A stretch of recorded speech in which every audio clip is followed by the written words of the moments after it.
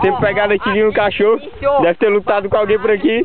Olha, rolou no chão. Mais outra briga aqui, meu Deus. Qual era a intenção do cachorro? Oh, meu Deus, o meu caiu.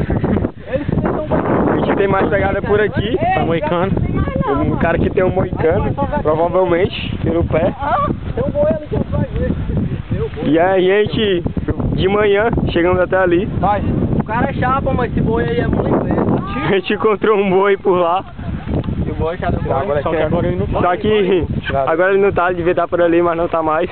É, mas tinha uns pegados que pegaram. Estamos no final da tarde. Correu até bem ali, ó. Aí quer pegar de A gente vai voltar provavelmente de noite. Temos mais pegada ainda por aqui. Eu quero deixar uma pegada. E o cara vai descer, viu? Mas descer, cara. Vamos descer. Pode descer, Vamos descer pra averiguar esse negócio aí.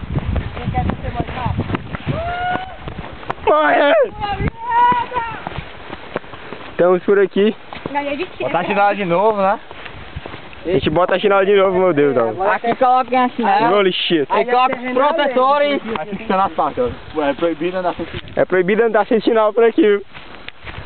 Você pode furar o pé. Ah, vamos por aqui. Achar o boi. A gente subiu correndo por aqui pra averiguar o negócio.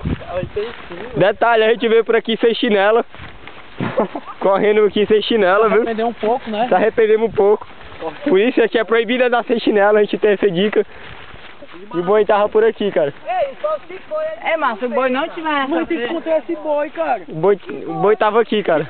o boi representa muito, né, cara? O boi representava muito para nosso vídeo, cara. Mas ele não tá mais aqui em casa. Chama ele, Mu. Mu!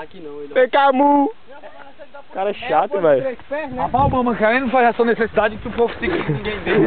A gente vai seguir o Bambam aqui, ele pode deixar a gente sozinho. Olha, Bambam! A gente chegou até aqui em cima. Ah, vou subir.